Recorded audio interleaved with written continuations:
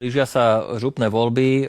Premiér sa najprv teda vyjadril, že keď by mal odporučiť voličom, a to bolo teda zrejme, že iba Mazurek a iba Majerský, takže teda skôr Mazurek. No ale teda do hry vstupuje aj europoslankyňa Lašáková. Čo týmto sleduje strana Smer sociálna demokracia v Prešove?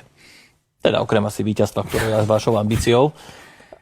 Je možné tú otázku takto postaviť? Akože Jasné. strana sa rozhodne, že v rámci komunálnych volieb postaví svojho kandidáta, dohodneme sa, že najväčšia vládna, alebo teda jedna z najväčších strán, postaví svojho kandidáta do komunálnych volieb a vy sa ma opýtate, čo tým sledujete?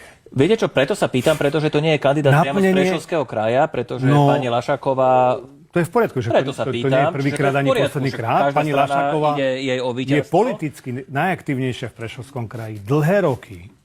A ju tam ľudia intenzívne poznajú. Viete, niekto sa snaží odísť z Prešovského kraja a hanbí sa, odkiaľ pochádza.